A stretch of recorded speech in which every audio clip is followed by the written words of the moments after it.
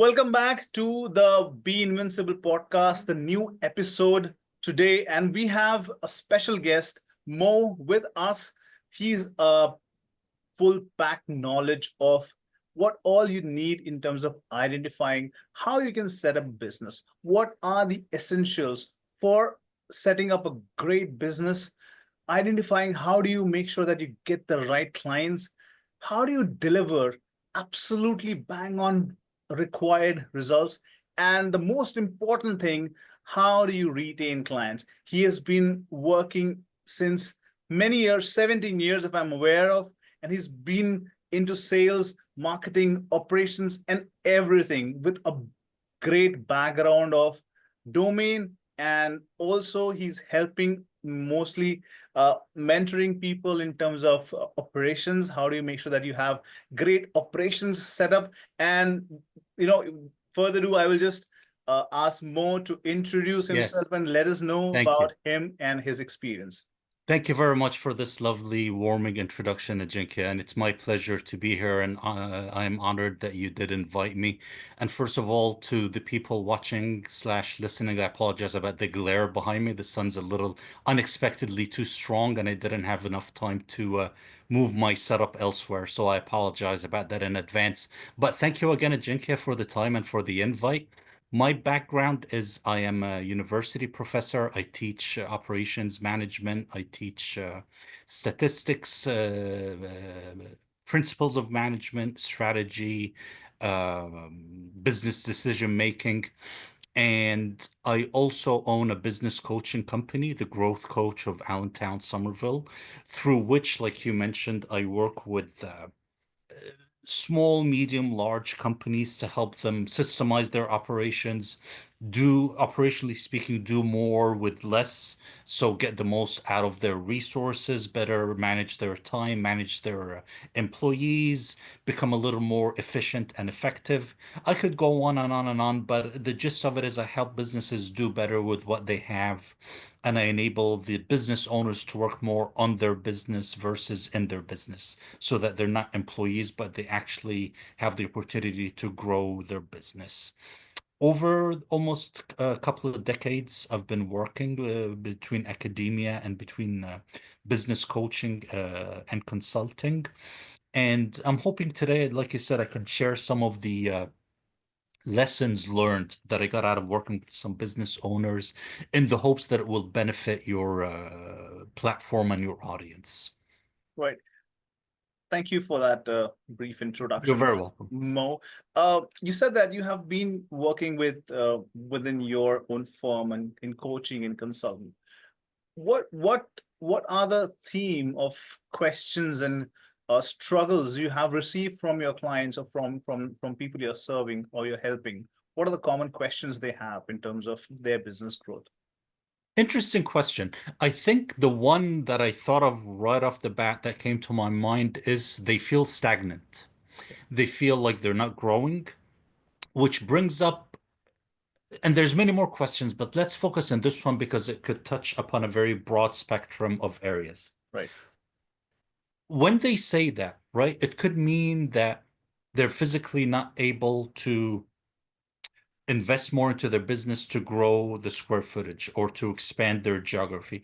It could mean that they've hit a limit as far as acquiring new customers. They've hit a limit as far as even with getting more and more and more customers, but their market share isn't expanding. So it usually has to really do around market growth Mhm. or business growth, so to speak. Some others talk about time management, which could be a whole other discussion. Right. Some talk about connecting and communicating with their team. They feel that there's a disconnect. So it's a different array of topics, so to Mhm. speak, but I think those are the first ones that come to mind. Yeah, I think what I have been hearing from many of my connections and network is uh, inconsistent in bringing the client to them. Like for example, landing clients, right? They're struggling to first of all, where should they find the clients? How should they reach out to them? And how should they make sure that they have consistent inflow of clients? Do you have any idea in terms of what they can implement as a framework that can help them in their approach getting more clients? Let me focus on that one very, very, very, very important word that you just said, framework. Let's take a step back and talk about that. Meaning, as a business coach versus a consultant, business coaches are, and I'll tell you why I'm saying all this. I'll lead into the answer to your question. Yeah. Business coaches are like trainers at a gym. A consultant, and you're an expert in this field, right? When we're cognizant, consultants take the work and they do it themselves, Right. right? Give me this. I'm your client. Take this from me. Do it. I'll pay you $10 for it. Get it done by the end of the week. That's a Right. consultant. The business coach works on the mindset. You come to me at Jinkya. I go to the gym. I go to LA Fitness, whatever gym, and I tell them I want to build up my cardio stamina. Yeah. They help me work. They tell me do this, do this, do this, do this, right? I do the work. That's what the coach does. When a business owner comes to me, I help tweak, finesse, massage, whatever word you want to call their mind to get them to think about things in a different way so that they view their market, view their clientele in a different way, and they do the work. Right. With that said, back to what you said earlier. Yes, one of the challenges, one of the obstacles that business owners, salespeople have is here, Right. where this is my product, this is what I sell. This is all the good things it does better than my competition. This is how it's going to service you. Take it. Meaning they focus on the product or service that they do. They just feature dump all the benefits that that product has, and they hope that the customer will appreciate what they do and it will stick and they'll buy it. Mm-hmm. It doesn't work that way anymore. We are in a more consumer-centric world than a product-centric world, meaning we Right. don't go out, just throw my product out there, hoping somebody, right, will get 10% of the market share, Right. right? We don't do that anymore.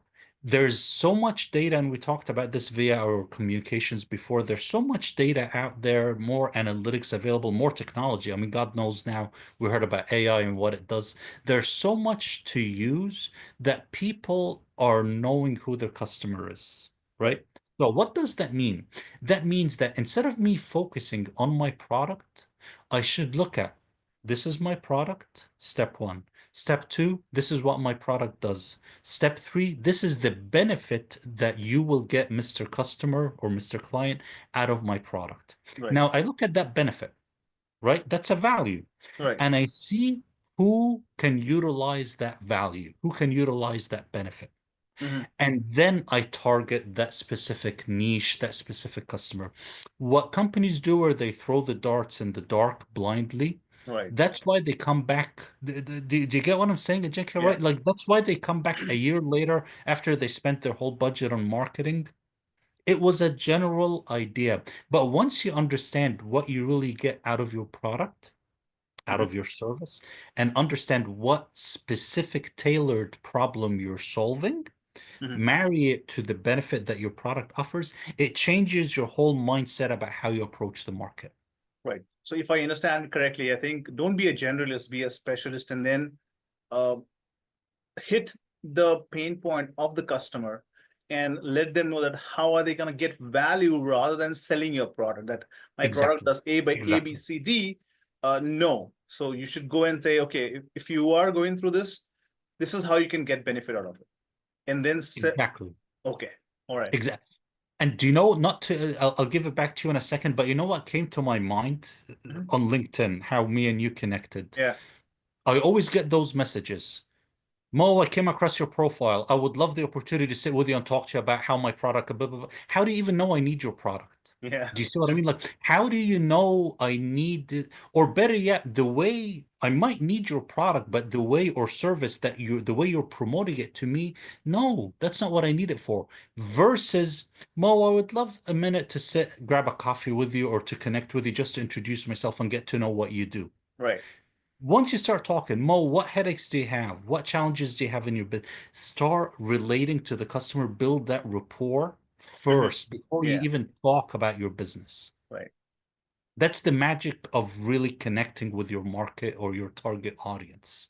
So you're saying that approach them emotionally first, make that build, make that connection, and then understand their problems and concern, and then maybe Keep Don't going. even directly sell your product. Maybe say, okay, why didn't you try this? Why didn't you try that? Or maybe, and then get into that zone of, selling the Yes. benefits. Yes. I'll give you an example, Yeah, Ajinkya. yeah, When I sit with somebody, what problems are you having? I've had these problems with my employees. I haven't been able to evaluate them properly.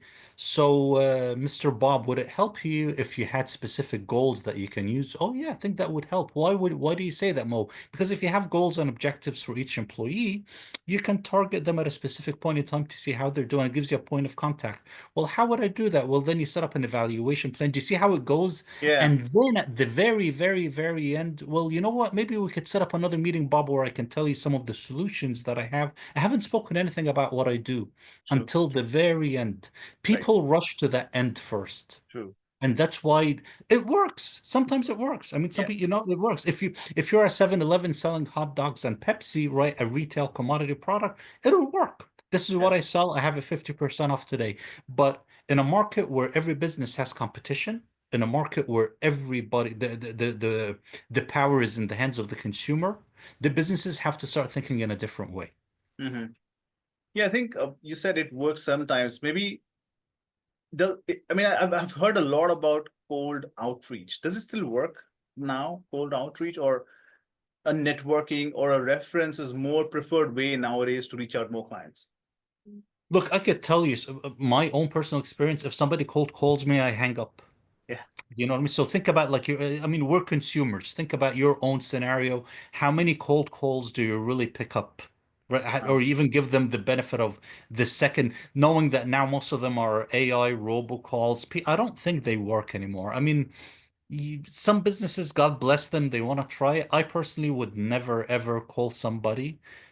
Now, I would go to a networking event and introduce myself. That's, maybe some people might take that as a cold call, yeah. but people see me, I'm introducing myself, I'm getting to know them on a personal level, different than, an email, just sending out mass emails or mass calls. I don't do Right. that. I'm not in favor of that type of business model, Yeah, personally. I've seen many coaches nowadays as well talks about how you can cold outreach someone through emails, uh, and then keep on bombarding them with emails every other day or every week. And then once they might see the value, and then they get back to you. So you're just making sure that you are nurturing that particular, if you have the database of customers, then you can do that. But the first question what comes is, where do we find this kind of database, right? So there are certain questions which I have received many times, that where do I find clients? Where do I find details about how should I reach out to them, cold calling or cold emailing, right? So these are more questions as well. Like, for example, how should I find out this kind of database? See, there's a two prongs to what I just said, and I disagree with you on one point, but I'm not going to jump to assumption. I may be assuming what you meant, but let's take two steps, right? So I set up various emails. I agree. I'm from the school that says 80% of more of my customers will decide to work with me after 10 to 12 points of contact. I Okay, agree. I agree. But here's the thing. Those coaches, and I'm not going to talk about you because those hypothetically speaking coaches that send out an email and then send out another email and then make a phone call. Again, what are you communicating if you don't know what I want? sure. Right? Unless you literally list out your whole website and the email, everything that you do with all of the benefits, and somebody has the patience and the time to read through all of it, Yeah. how are you connecting with me if you don't know? Now, back to the other part of your question, right? One way, for example, me, where do I find customers? One way to do that, find a strategic partner that services the same type of clientele that you have Okay. and connect with them, meaning a bookkeeper that works with clients, Hmm. and some of those clients are struggling financially, and Hmm. he can see or she can see that those clients need help structuring their business. Mo, here's a list of 50 customers a month that I've worked with that Hmm. are struggling. Now I start getting an idea. I know those are businesses that are financially struggling, and he Right. gives me some intel as far as maybe they're struggling with their market, with growth. I can start customizing my emails to go on after. Do you see what I mean, Yeah, Ajinkya? yeah. So you need that starting point. So that's one way I do it. I go to networking events. I find accountants that do taxes for businesses that are almost bankrupt, Hmm. bookkeepers. The more you think about the benefit behind what you do, you can find the right strategic partners that will give you the right customer database, and then it's a mutual relationship. Right. You share with them, they share with you. You set up workshops together, you invite more people that gravitate towards both of you. Makes sense. That's how, literally, how sometimes I find my customers, my clients. Yeah, I think networking events like there are so many questions I have received because I have been to most of these networking events which is happening around the city, right? There are people who are into business but are introvert. They cannot Ah, go and directly talk to someone and start networking. I have seen a lot of them. I myself one of them. So um really? You don't come across as such at all? No, really, no seriousness, you don't. But I get your point. I get your yeah. point. Yeah. So what would you recommend to these people? Because one of the major roadblocks for them to grow in a business, right? Unless you network and go and talk to them, people, how would people know that what you do? That's what I feel, right? So That's a magical question. I love it. I love it. I love it. And I'll tell you one sentence, if anybody listening, to take away is what I'm going to say right now. Do not underestimate the power of the comfort zone. Meaning what? My comfort zone, I know, just for example, someone, their comfort zone is when they're in a big networking event. Oh my God, all these people that I don't know, the first thing they crawl back into their comfort zone and they shut down and they don't talk, right? right. That is, to me, one of the biggest definitions of how you could become your own enemy, where being an interest, some people are born like that. Like, look, I believe personally there's people that are, I'm certified in giving the DISC analysis, right? Which is a Mhm. behavioral analysis tool. Right. Within that DISC, there's personalities that are task oriented, Yeah. and there are some that are people oriented. There are some that are aggressive, some that are passive. Some people have the tendency to be introverts, True. but the idea is you have to challenge your status quo. Hmm. You have to go out and understand, right? It's a transactional process, a relational transactional process. If I want my business to grow, Right. I have to do this, this, this. On the other hand, to be realistic, no matter how many times I talk to people, sometimes they don't change their personality. Yeah. What you need to do in that case, you have to augment. Find somebody that is open, that is outgoing, and assign to them that task or responsibility to go out and do the networking for you.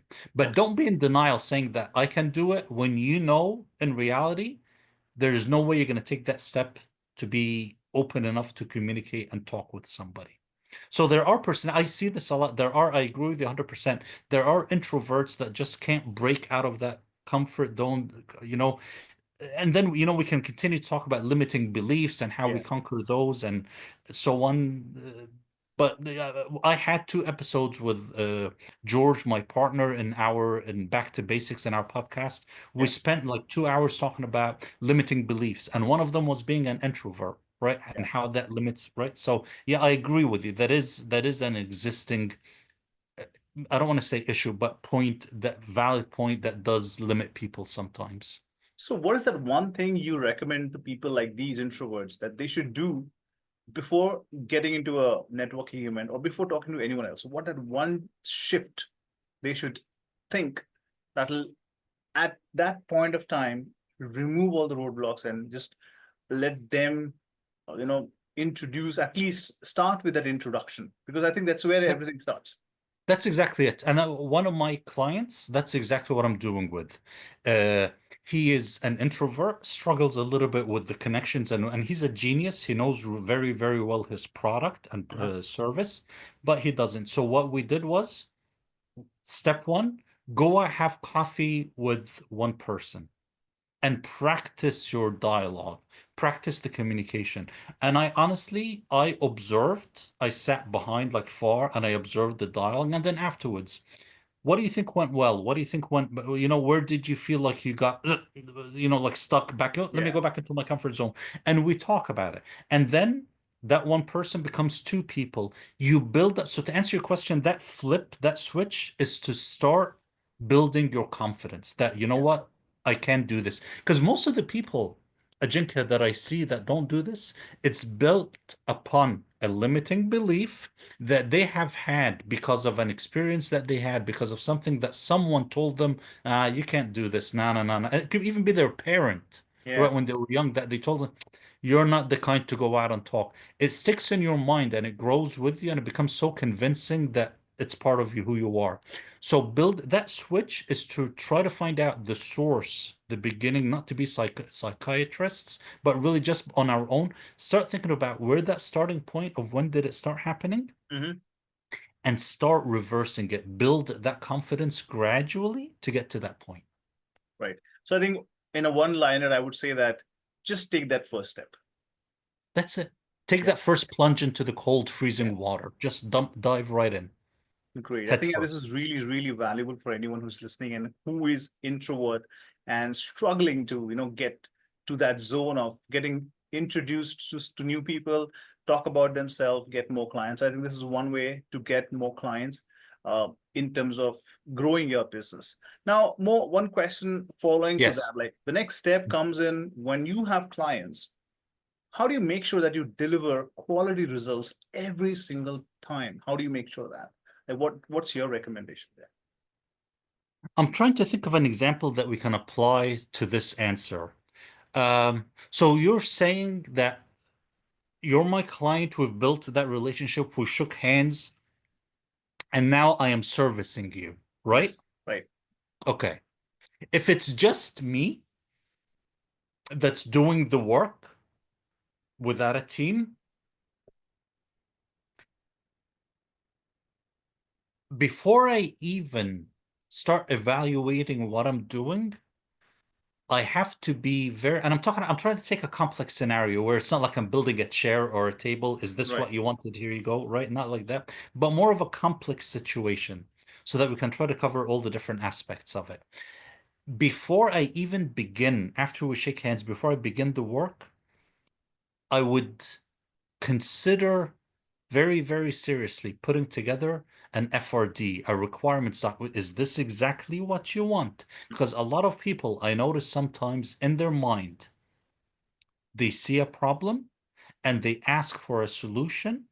And 4 months later, X amount of money later, I give them what they thought was going to solve the problem and it didn't, and they blame me. So, Mm. meaning sometimes people think that the solution they're after will solve the problem.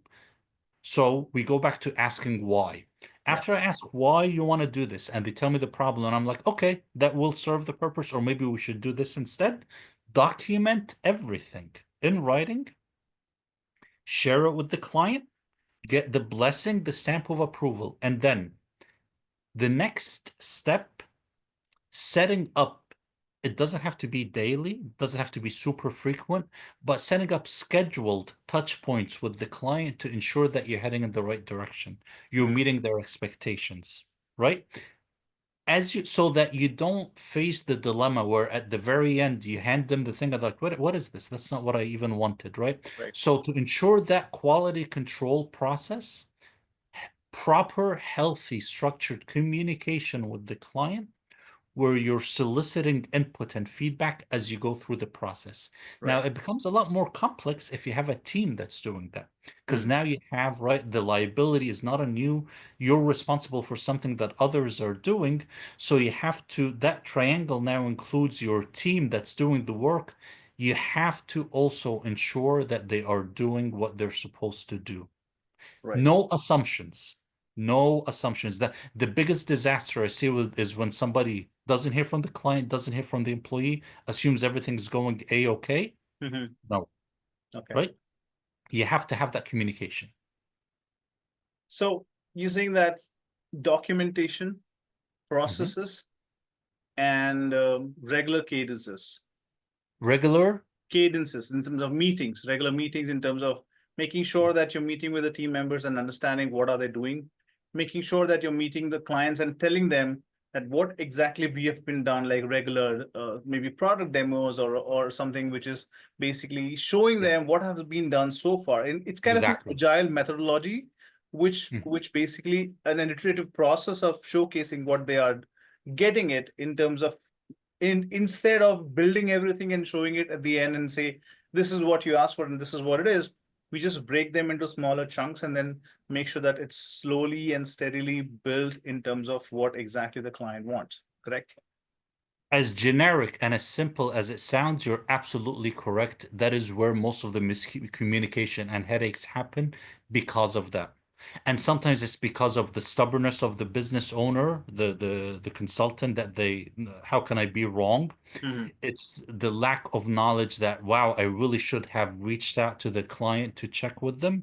I Hmm. should have checked on my team. I should have clarified what's needed. As simple as it sounds, that's the root of most of the problems Hmm. that I face. Right. So I you're think, correct, yes. yeah, most of the questions which I actually hear, I read a lot as well, that people ask that should we, when I'm setting up a business, right? For example, should I first set up systems or should I first set up my team? Right? So I have clients, for example, they are ready to come on board. But now, should I set up my system first and standard operating procedures, or should I first set up my team and then get into a system? Because there's something, a big Yes. question there. Where should I go first, right? Because people struggle there. Let me answer it with a question. How would you know who you need to hire if you don't know what jobs you need? And how will you know what jobs you need within your company if you don't know the system? Start with the system, start with your mission, what you want to do, Yeah, your corporate strategy. Translate those into, okay, based upon this corporate strategy, I need this business unit sales, I need marketing, I need research and development, I need. For each one, each business unit strategy, I mean, each business unit, each department has its business unit strategy that links to the corporate strategy right, that cascades down to tangible goals. right, Based upon those goals, you know what? I need to actually, my objective is to be nationwide.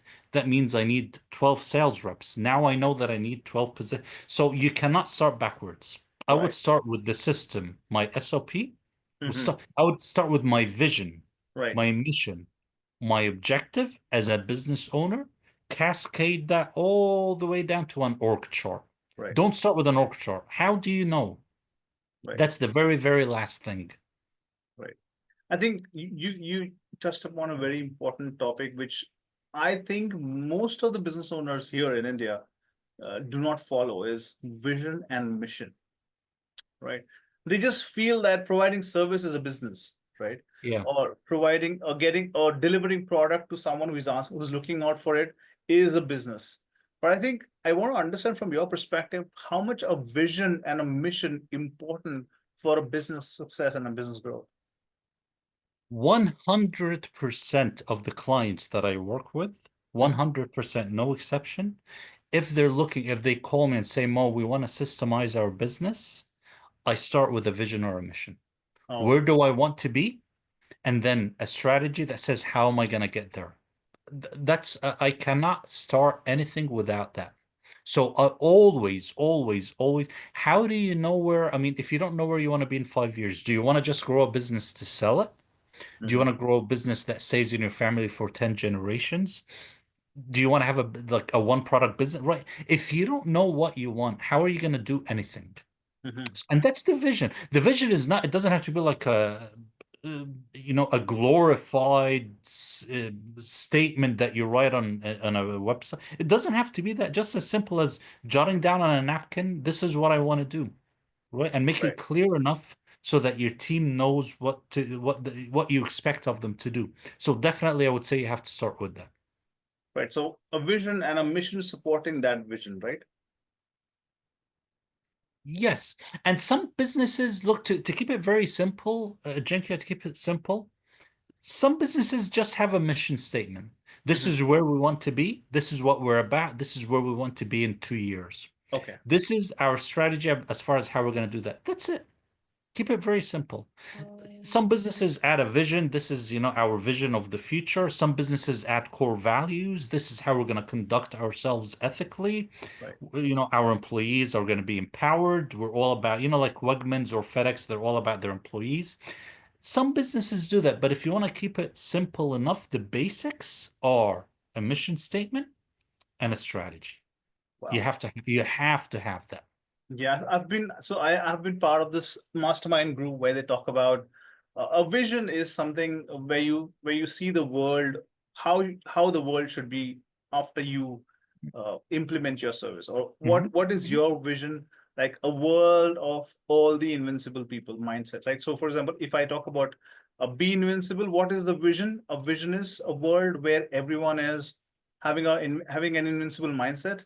The And ability to do what they want. yeah, so, and basically that's the vision, but a mission is, I want to reach out to 1 million people who are struggling in their life and hit the ceiling. And I want to help them with my process driven framework to come out of that zone and build an invincible mindset. That's my mission. Perfect. I have this vision where I see the world version of it. But Hmm. to solve that, I have a mission where I say, okay, I want to first reach out to 1 million people where they're Hmm. struggling, and I want to help them with my framework, and then build that mindset where they can always see any opportunities, challenges, struggles, and build that mindset to overcome that challenge and become invincible. Let's continue with that example. So my strategy now is that I'm going to have to target strategic partners. I'm going to have to target existing businesses and target people that are starting new businesses. Right. So now each one of these becomes a department by itself. So now I'm going to have one person that's going to go out. Do you see what I mean? And that's how you start with the corporate Right. strategy. And then each one of those business units, so to speak, are going to have their own Right. business strategy. So out of those million people, 500,000 will be the strategic partner. Do you see? And that's exactly it. And then you hit goals. By January 1st, I'm going to have True. 10,000 people and so on and on and on. That's a perfect Right. example. That's exactly it.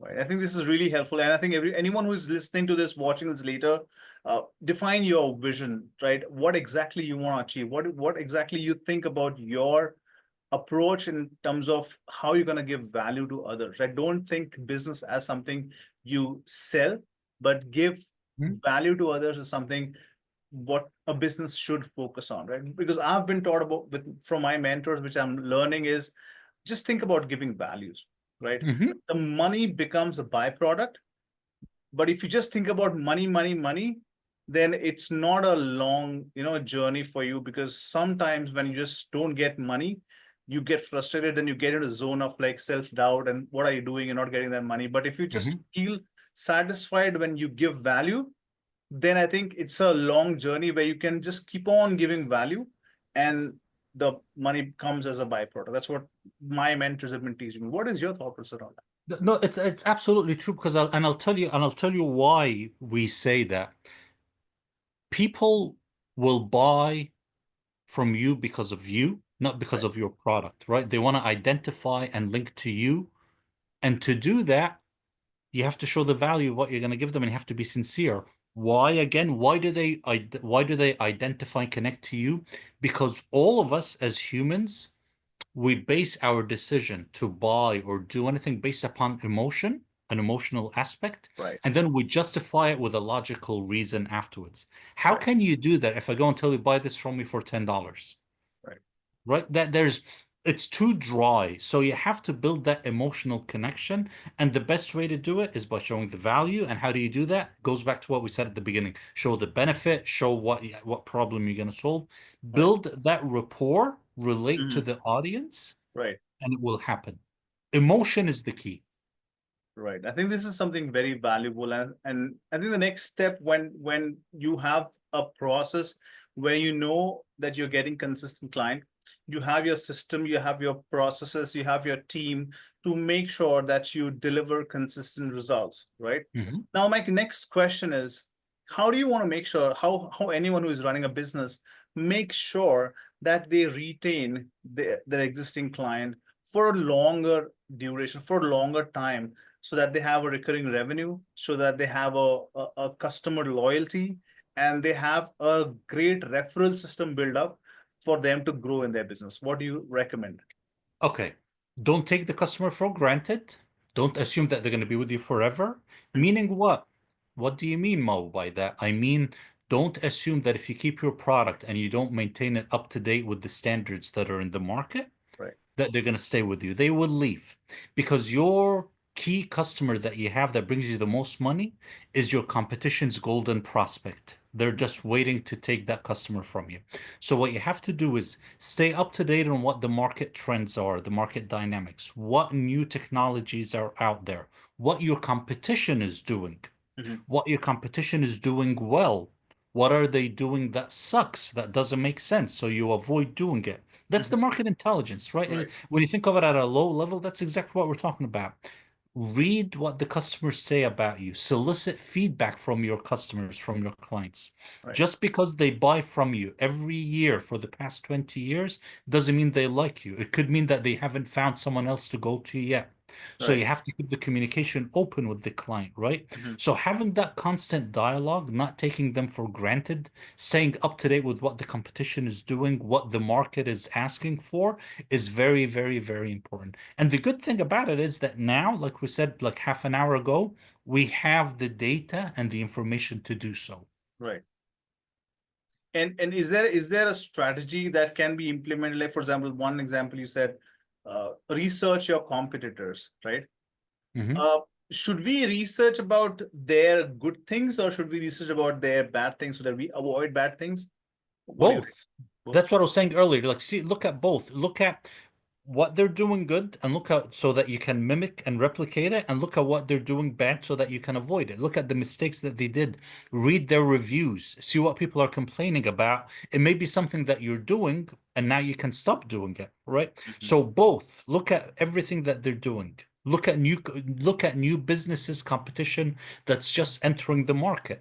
Mhm. Right? What are they entering the market with? It goes back, Ajinkya, to what we call in academia the Porter five forces analysis, Okay. right? When you look at the buyer power, the supplier power, you look at the threat of a new entrant, the threat of a substitute, right? So Mhm. even look at sometimes your competition could be, I'll give you an example.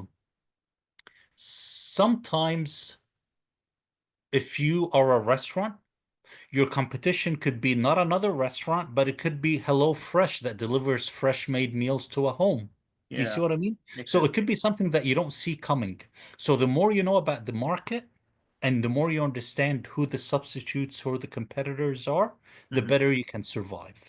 So, what could be our strategy for us to make sure that we keep up with these kind of competition coming on? Like, it's gonna be forever. Like today, if I have launched my product, tomorrow someone else could also launch something better than my product. How Mhm. should I make sure that I make sure I, evolve my product, continuously? What would you recommend? Be your customer, be your client. I go out and I envision myself being somebody that's looking for a coach, and I do searches online. I Hmm. look at videos, podcasts, whatever is out there that can service a person looking for a coach. Yeah. And I see what those people are offering. Because Hmm. those people, right, like they're after somebody that's like me, that's a True. client looking for a coach. So you bring them to you by just becoming a client and look, not that you're misleading them, trying to reach out to them as a client. No, but I'm saying look at the data that's out there. Think like your customer. What would they be looking for? What would they be searching for? And see what comes to you. Hmm. That it's market research. That's all it Right. is. Now, if you have the budget to reach out to a market research company to do surveys and gather intel, you have that financial luxury, by all means do it. Go to a market research company and let them gather the data for you. But realistically speaking, right, we all want to save money. We all want to make the Yeah. best out of our money. Do it yourself. Just see what the market tells you. Yeah. So you talked about, coaching and consulting, and you also getting into that service where you provide a lot of help to people who are looking out for coaching. What do you think that a role of a coach in starting a business, you know, uh, identifying the struggles, helping them coming out of those problems, and making sure that the business grows? How important a coach or a mentor is for a business owner?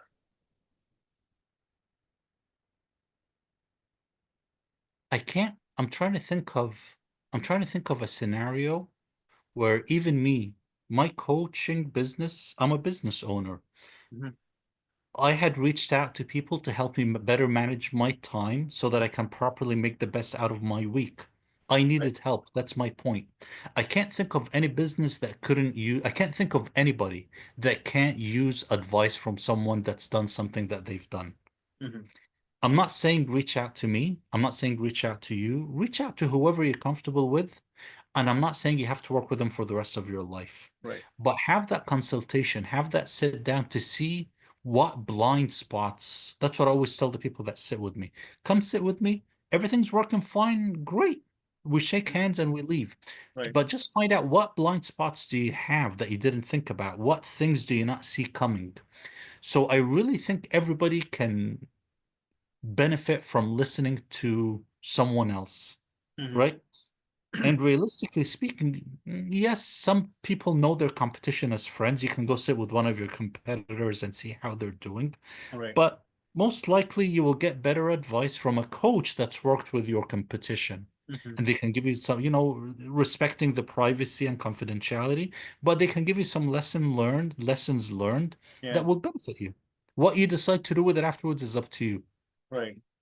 I You think can I, make another. yeah, what I Go feel ahead. is someone who is already gone through these struggles is aware of what exactly should not be done when you are getting into a journey of a business ownership, right? So having someone as a coach or a mentor will always help you to guide you in terms of what should you not do rather than, do this, do this, do this. Instead of telling Exactly. people do what, they will help you to what not to do in your business journey, Yeah. right? Because they've already I gone agree with you. I agree through. with you 100%. I agree with you 100%. And it doesn't have to be every day, every week. It could Right, be once a month, once every 2 months, and right. just where you sit. I have clients where we just touch base once a month. We go grab coffee, we sit, talk for an hour, and Mhm. that's it. How are things going? We know this is what I'm planning on doing. Do this, don't do like you said. No, avoid this, do this instead. Right. So it doesn't have to be a very intense relationship. I am not of the thought where when I get a client, I have to sign them up. Oh, you have to pay $30,000 for this 2-year course. I don't do that, right? Mhm. You take every person for who they are and what they need, True. and you structure the relationship accordingly. Mhm. That's great. Yeah, I think if anyone wants to reach out to you, how should they reach out? Like, because of course, people will watch this podcast. Maybe they want your coaching help, your expertise to help them navigate from their business problems. How should they reach out to you? Oh, sure. I mean, they can find me on my website. They can call me 484-554-7415. They can reach out to me on my email address, melhussini @thegrowthcoach.com. I'll be happy to connect with them. And if later, maybe, when we post, we can put my website at the Yeah, bottom. They can reach to me whichever way that they want. And again, reaching out to me or to any coach does not indicate that we're going to be working together. It's right. just a talk, brainstorming together, chatting, Hmm. putting them in the right direction, and that's it. I don't think, uh, personally, I think there's nothing more beautiful or meaningful than us helping each other out. That's true. Be it, like I think that's one of the best meanings that we get out of our lives, right? When we help someone that we know we can. I've had people that helped me throughout my career and life that changed me, and they Mhm. never got anything in return. So just having that opportunity to connect with somebody, I'm more than happy to do so.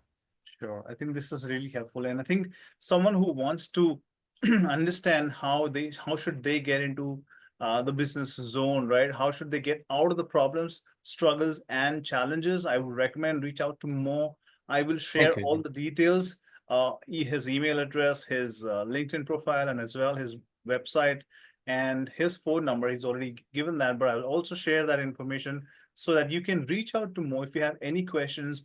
It's not necessary, like he said, that you guys can get into a business agreement, but it could be a simple chat. That could be your Yes. first step of networking. Maybe, like we discussed, that take that first step, reach out to help. And asking for help is always better. Don't get into that zone of asking that question to yourself. What it doesn't work. So it Mhm. doesn't work like that. Just go ahead, take that first step, reach out to Mo, reach out to me. If you have any questions about how do you make sure that you get that business going, get that clients, how you make sure that you deliver quality results and retain all of your clients for a longer duration. So I think I really want to thank Mo for joining My today. pleasure. My And it pleasure. was really, really great discussion. So anyone who is reaching out to me, I will navigate to you. I will share all the information. And it was really great talking to you, Mo. Have a great day. Same here. Thank you very much, Ajinkya. Thank you. Take All care. right. Thank you. Bye-bye. Take care. Bye-bye. Thank you, everyone. Bye-bye. Bye-bye.